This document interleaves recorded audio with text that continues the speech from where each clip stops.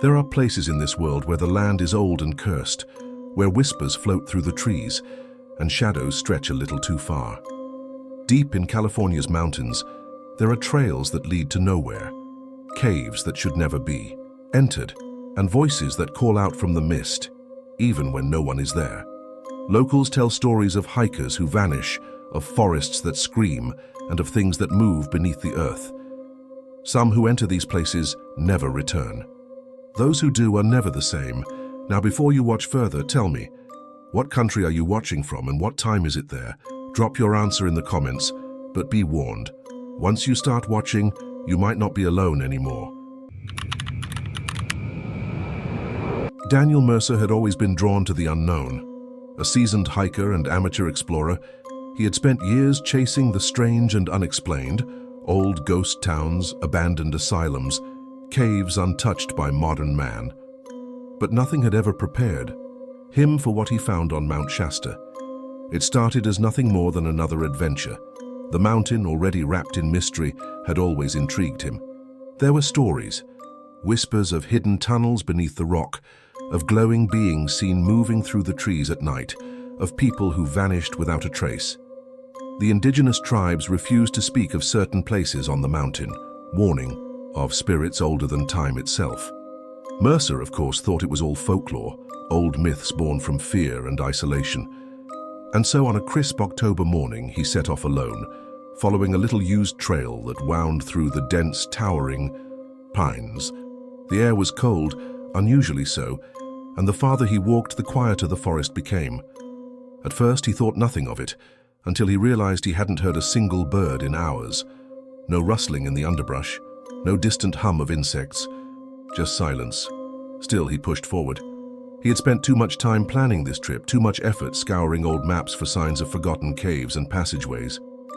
He knew there was something hidden here, something no one had seen in centuries. Then, just as the sun began to dip behind the peaks, he saw it. A dark opening in the rock, half covered by gnarled roots and moss.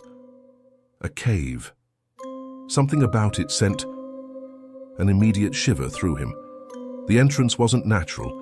It was too smooth, too perfectly formed, as if it had been carved by hands not meant for this world. The rock around it bore strange grooves, undulating patterns that seemed to twist and shift when he looked at them too long. For the first time that day, he hesitated. But curiosity is a dangerous thing. He stepped inside. The air in the cave was heavy, thick with dampness, and something else, something foul, something ancient. He moved carefully, his lantern flickering as he descended. The walls were marked with carvings, symbols unlike anything he had ever seen, their shapes jagged and wrong, almost painful to look at. The deeper he went, the stronger the feeling of unease grew. It was in the air, a pressure against his skin, a weight in his chest. His breath came shallow, then came the whispering. At first he thought it was the wind, just a faint rustling, slipping through cracks in the rock. But no, the sound was inside. The cave. It was everywhere. Voices, low guttural murmurs layered upon each other, speaking a language that no human mouth could form. The whispers slithered through the darkness, curling around him, burrowing into his ears. He turned to leave. But then, the fog came. It rolled from the depths like a living thing, thick and slow, creeping across the stone floor. It was no ordinary mist. It did not drift or swirl like smoke. It had weight. It clung to the walls, moved with purpose, and within it, shapes began to form. Figures, tall and thin, featureless things that pulsed and shifted like shadows cast by something unseen. They did not move like men. Their limbs jerked, their bodies bending in ways that should have been impossible. Mercer's breath hitched. His legs trembled. He had to get out. He turned, but the fog was already there, thick as water, pressing against his skin like unseen hands. It slithered up his arms, his neck, his face. The whispers grew louder, no longer distant but inside his head, inside his skull. He ran, or tried to. His limbs felt heavy, sluggish, like he was wading through something thick and unseen. The walls of the cave stretched and twisted, the symbols on the stone pulsing as if alive. Whispers became a chorus of voices, screaming without sound, filling his mind with words he could not understand, but somehow knew. You were not meant to. Be here. Darkness swallowed him whole. They found him 3 days later, lying at the base of the mountain. His clothes were torn, his skin ice cold despite the warm autumn air. His face, God, his face, was twisted into an expression of pure, unrelenting terror. His eyes were wide, bloodshot, staring at something no one else could see. But the worst part, the part the rescue team could never explain, were the marks. Strange symbols were burned deep into his flesh, running along his arms, his chest, his face.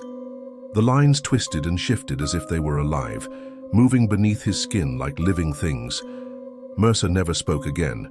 He was taken to a psychiatric hospital, where he sat in silence, unmoving, staring at the walls. Sometimes his lips would move, forming words no one could understand. Sometimes he would flinch at things no one else could see. Doctors said his mind was gone, shattered by whatever horror he had witnessed. The locals refused to speak of it. They say Mount Shasta is not just a mountain, it is a doorway, and some doors should never be opened. There are places in the world where the past never fades, where the echoes of suffering remain, woven into the land itself. Black Star Canyon was one of those places. The locals never spoke of it after dark. Some would lower their voices even in daylight, glancing over their shoulders as if something unseen still listened. The history of the canyon was one of blood and violence. Massacres, disappearances, strange figures glimpsed in the trees. Even the most hardened skeptics admitted there was something wrong about that place. Paul and his friends, Mark, Lisa, and Danny, thought it was all nonsense. They were weekend explorers, the type who thrived on abandoned buildings and forgotten trails, always chasing a thrill. Black Star Canyon had all the right ingredients: old legends, eerie isolation, the kind of stories that made their adventures feel exciting. None of them knew what they were walking into. The first night was uneventful, but unsettling. The four of them had set up camp near the canyon's center, close to the ruins of an old homestead. The air was heavy, thick with the scent of dry earth and something else, something they couldn't quite place.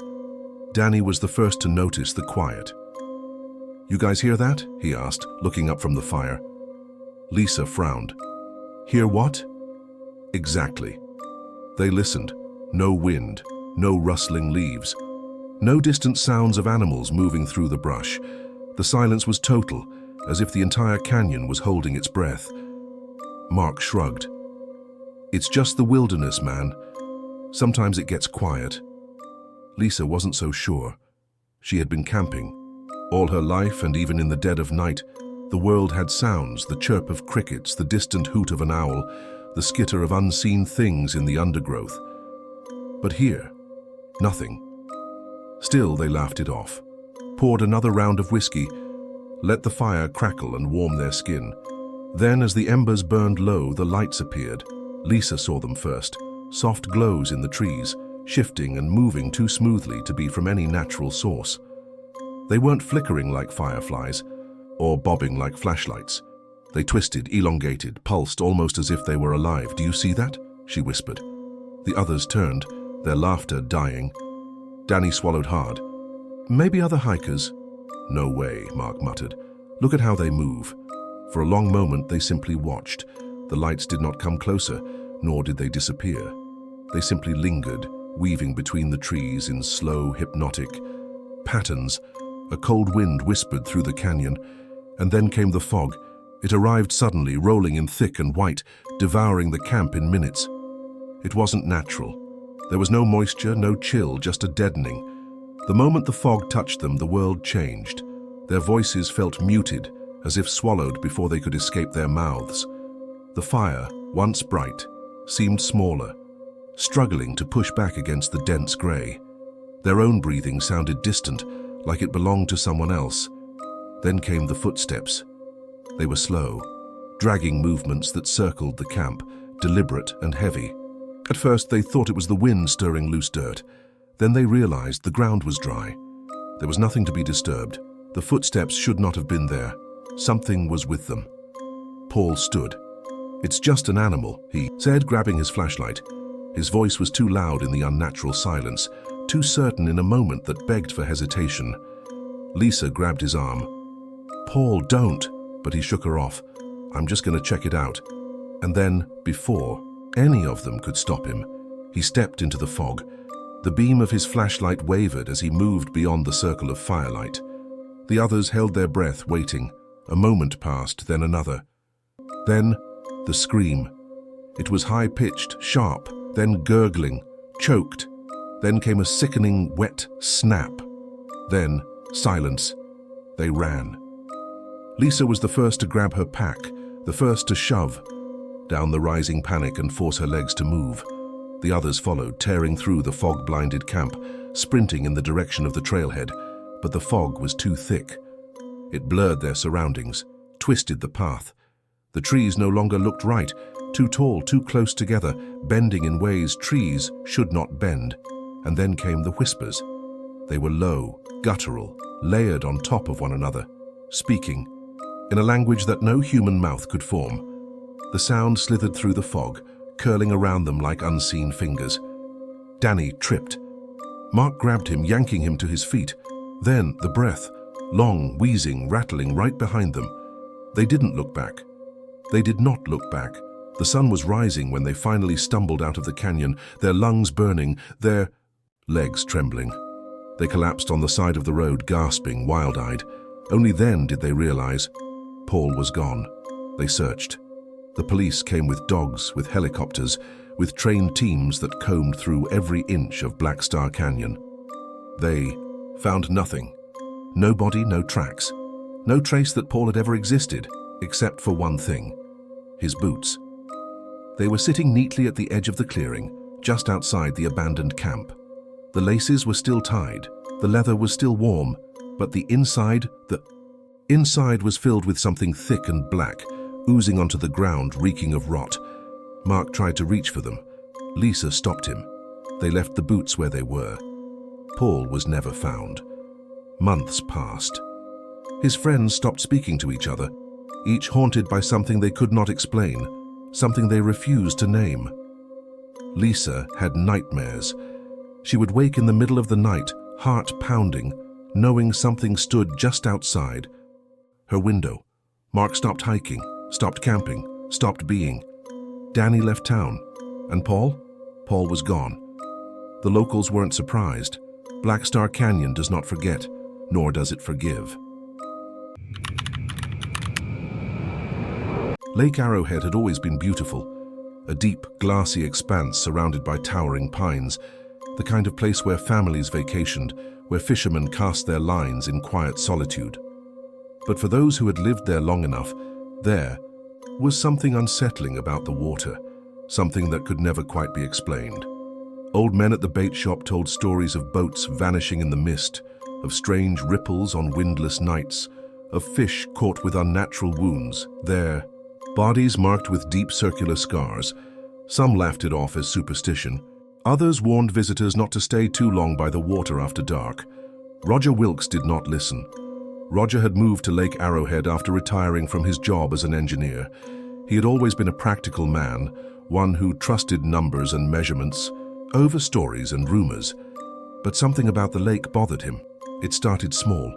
His boat's depth finder would glitch whenever he crossed the center of the lake, displaying readings that made no sense, depths shifting wildly, signals cutting out. His radio would go silent in certain areas, the static replaced by a low humming sound. And then came the dreams. He saw something in them, something massive, moving beneath the water. A shape too large, too alien, its limbs drifting through the depths like tendrils searching for something. He would wake in a sweat, the smell of salt lingering in his nose, though the lake was fresh water. But Roger was not a man who believed in monsters. He told himself it was just his mind playing tricks on him, until the night he decided to prove. It was a moonless night when he took his boat out, armed with a high-powered sonar device. The lake was still, too still, the air heavy with the promise of a storm. The moment he crossed into the lake's center, the sonar failed. The screen flickered, then went black. His radio crackled with that same low hum. Then, a ripple, not the kind made by wind or a passing fish. This was deliberate. Something was rising. Roger leaned over the edge of the boat, his flashlight cutting through the dark water. For a moment he saw nothing, just the endless black void beneath him. Then, an eye, not a fish's, not anything natural. It was vast, glassy, watching him from beneath the surface. Before he could move, the water rose. Verb a shape, a shifting, pulsing mass erupted from the depths. It wasn't solid, not entirely. It shimmered like something that didn't belong in this world, something only halfway here, and it reached for him. The last thing Roger heard before the world went black was the sound of his own scream. They found his boat the next morning drifting near the shore. It was covered in a strange glistening film, something that shimmered unnaturally in the sunlight. Roger was found days later, floating face down near the docks. His body was bloated and twisted, his limbs bent at angles no human body should bend. The coroner's report made no sense. His lungs weren't filled with water. They were filled with something thick and briny, a substance that smelled of rot and salt, as if it had come from the bottom of the ocean. But Lake Arrowhead was miles from the sea. The town tried to forget. The police called it an accident. The coroner's report was buried. The boat was quietly disposed of. But on stormy nights, when the wind howled and the lake turned black as ink, some claimed to see shapes, moving beneath the water, something vast, something waiting, something hungry. The San Gabriel Mountains had always been a place of both beauty and dread. Towering ridges cast long shadows over deep ravines, and dense forests concealed secrets older than the oldest trees. But there was one place whispered about in hushed tones, a place even seasoned hikers feared to mention. They called it Silent Valley. No birds flew over it, no animals strayed near its borders. The air inside the valley was still, as if frozen in time. Even the wind refused to stir the trees, and the silence was so complete that it pressed against the ears like an invisible weight. Few had dared to enter, and fewer had returned. Those who did spoke of watching eyes in the dark, of shapes moving, just beyond sight. But no one could ever explain what they had seen. Then, in the summer of 1993, 5 spelunkers decided to go where no one else dared, and by the time it was over, only one would return. The 5 men were experienced explorers, thrill-seekers, who had spent years mapping California's most dangerous caves.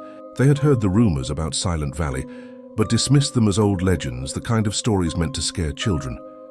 But then, they found the cave. It was hidden behind a tangle of gnarled trees, its entrance a jagged black moor in the mountainside.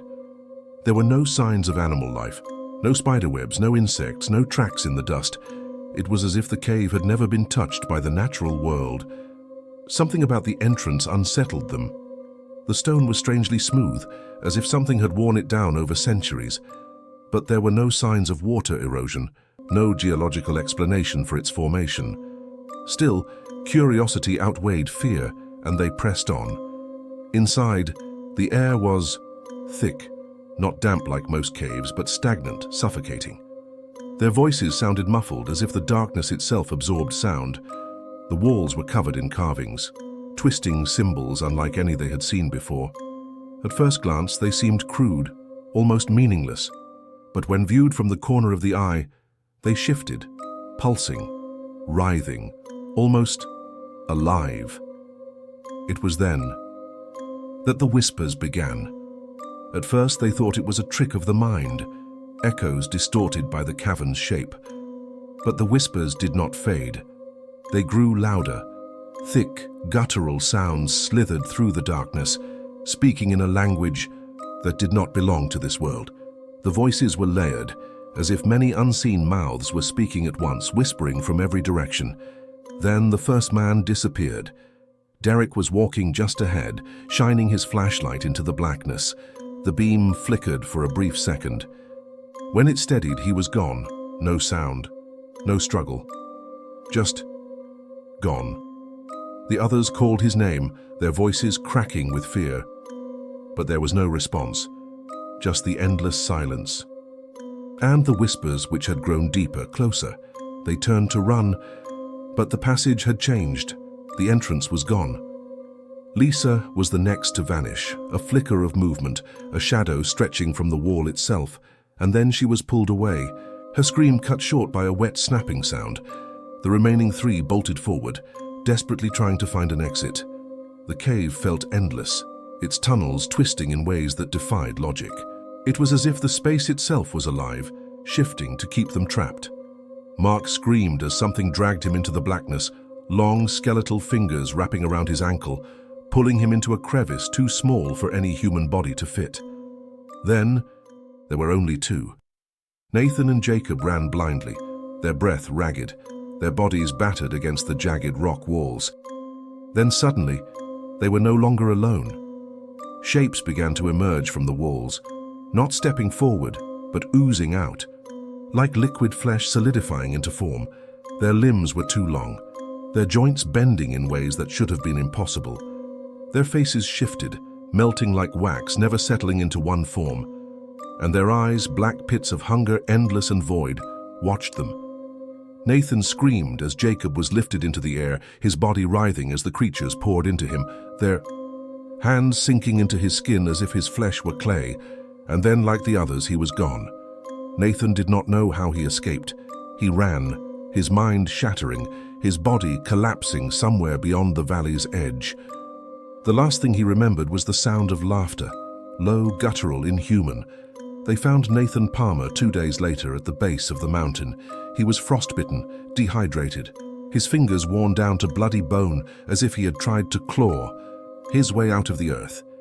He should not have been alive. In the hospital, he babbled about the nameless ones, about creatures that crawled from the walls, about whispers that never stopped. They were never meant to be seen, he rasped. They were always here, waiting. Before he could say more, his body convulsed, violently, his back arching against the hospital bed, and then he was dead. But his final words remained. Etched into the white wall beside his bed, scratched with his own broken fingernails, was a single phrase. They are awake. Silent Valley remains untouched. No official maps mark its location. No trails lead to its entrance. But sometimes, on moonless nights, those who live near the mountains claim they can hear something. A whispering on the wind that does not exist. A sound from a place where no wind blows. A warning, or perhaps a calling. Big Bear Lake had always been a place of beauty. Tall pines stretching toward the sky, their dark green needles whispering in the wind. But not all trees whispered. There was one grove on the lake's outskirts where the trees stood too still, where no birds nested, where the air was thick with a silence that felt wrong. The locals called them the Screaming Pines. No one knew how long they had been there. No one knew why animals refused to go near them, but every night when the wind picked up, the grove did not move. No swaying branches, no rustling leaves. Instead, the air filled with screams, a chorus of agony, a sound that was not quite human, but still unmistakably alive, and those who ventured too close never came back the same. The stories began over a century ago. There had once been a small logging camp on that land. Rough men with strong hands and sharp axes worked beneath the towering pines, cutting them down one by one. The work was dangerous but simple, until one night the entire camp vanished. When a supply team arrived the next morning, the fires were still smoldering, food was left half-eaten, and tools lay abandoned in the dirt. But the men were gone, all, except for one thing. Nailed to the trunks of 7 trees was a row of severed human tongues, each one pinned to the bark, blood still wet beneath the nails. No bodies were ever found, and the land was never logged again. Over time, the stories became whispers. Parents warned their children not to play too close to the grove. Campers avoided, saying they could feel something watching from between the trees, but not everyone listened. Lydia was a hiker, young and fearless, drawn to the forbidden places. She had heard the tales but laughed them off. A bunch of ghost stories, she told her friends. One evening, just before sunset, she set off toward the grove alone. She never came back. The next morning, her friends found her standing at the edge of the trees. She was facing the pines, staring into their depths, her body frozen like a statue. Her eyes were wide and glassy, unblinking. When they called her name, she did not turn. When they shook her, she did not react. Only when they screamed did she move, just slightly, just enough to whisper one thing. The trees are not trees. She never spoke another word. She never blinked again. Lydia's family took her away, but she was never the same.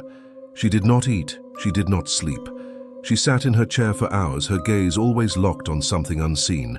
Doctors called it catatonia, but no treatment could reach her. And then, one night, she vanished. The doors were locked. The windows were closed. No footprints were found. But at the edge of Big Bear Lake, just beyond the tree line, there were marks in the dirt, the shape of dragging footsteps, as if someone had walked into the pines, but never walked out. No. One stays near the grove after dark anymore. When the wind rises, the trees still do not sway. But the air fills with their cries, a sound of suffering, of something trying to speak, but forever silenced. And if you listen too closely, if you stand too long at the tree line, you might hear another voice among them. Some say the old stories are just myths, campfire tales meant to scare children. But those who have seen the truth know better. Hikers still go missing in Black Star Canyon. The mist still creeps through the trees on Mount Shasta, whispering, in languages no human should understand. Lake Arrowhead's waters still ripple when no wind blows, and on stormy nights, shapes stir beneath the surface. No one dares to speak of the nameless ones in the San Gabriel Mountains, but the caves remain, their mouths yawning open, waiting. And at Big Bear Lake, when the wind rises, the pines do not move, but the screams still echo. The mountains do not forget. The mountains do not forgive. And if you have read these stories, if you have spoken their names aloud, they might now know. Yours too. So if you ever find yourself hiking alone and the air turns too still, if the wind stops but you hear whispers behind you, do not turn around. Just walk and pray you are not too late.